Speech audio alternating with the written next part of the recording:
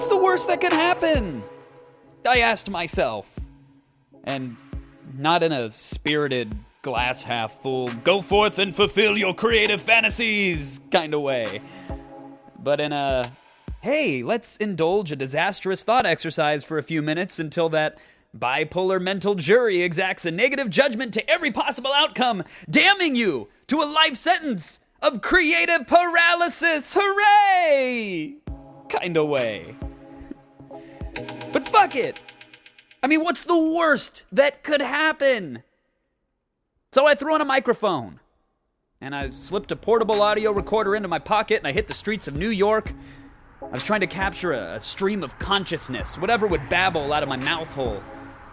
And yet there I was, block after block, hyper-analyzing every filterless thought racing through my head, passing through partially parted lips, pausing only for gusts of wind and the avoidance of passerby judgment. Oh, as if my verbal exhaust mattered in the slightest. How self-absorbed. Oh, that's how this delightful experiment would be received, surely. Just another few megabytes of self-important, highly compressed bullshit on the internet. Oh, how original. Oh, how inspiring. How fulfilling. But wait, that's the worst that can happen? Come on, I mean, surely there must be worse fates. I mean, what if it's deemed uninteresting, at best? Or what if people perceive me as crazy? What if the response is just ambivalence?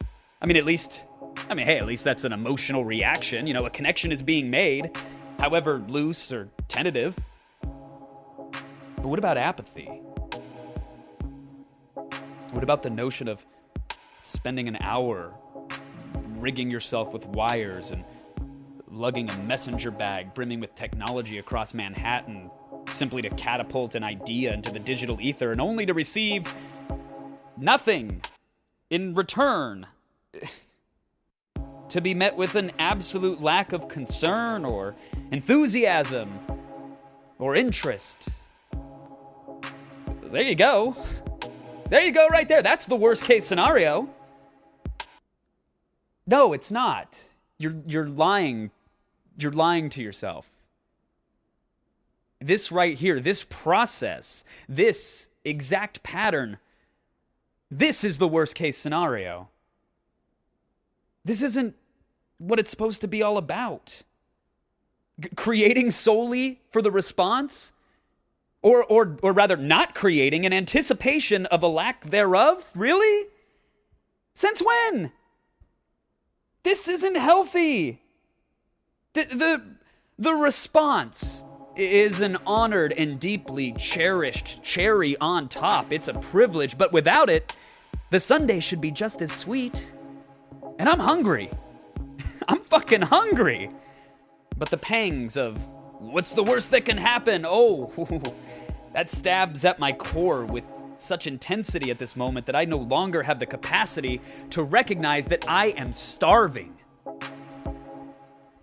If you're on a steady diet of what's the worst that can happen, if you're just shoveling helping after helping of fear, masquerading as excuses, it's gonna leave you stuffed with hypotheticals and hot air. So fuck it. Enough of that bullshit. Let's focus on the signal in the noise. And I say let's because, of course, you're paddling madly upstream right alongside me in the same boat, right? Because, I mean, I'm not crazy. It's not going to be viewed that way. It doesn't matter. What's the worst that can happen? That is sometimes an emboldening war cry.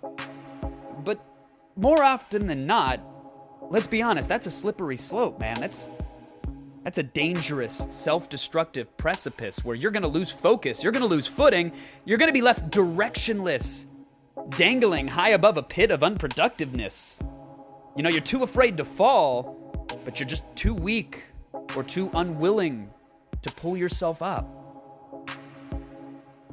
I mean, there are surely exceptions to this rule, but why chance it? Why roll those dice? Whenever you feel encumbered by what-ifs, Whenever self-doubt manifests hundreds of hurdles wrapped in flaming barbed wire along the course, you just simply refuse to run that race. Ask yourself, what if I were fearless? I mean, there's a question. What if I were fearless? Okay, yes, it's chicken soup for the soulish. It's a little Oprah's book club. So what? Who cares? That is the old, rusted, worst that can happen question creeping back into the picture. You gotta crop that bullshit out. What if I were fearless? I mean, that is an exponentially more exciting question. What if I were fearless? What would you accomplish? What could you accomplish? You see, that's a thought process that'll make you feel all tingly and empowered like. See, that's not a question that allows for the negative. It doesn't spend a moment entertaining a downside. That's a positive ball on the mental tee, and if you just take a minute and grip the bat so tight that your knuckles drain of their color, you swing for the fucking fences and...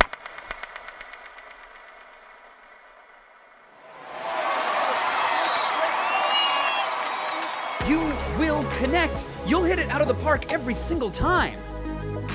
And not because you're always going to experience the best case scenario. No, it's because you dared to approach the plate in the first place. What if I were fearless? Give it a try. I mean, come on. What's the worst that could happen?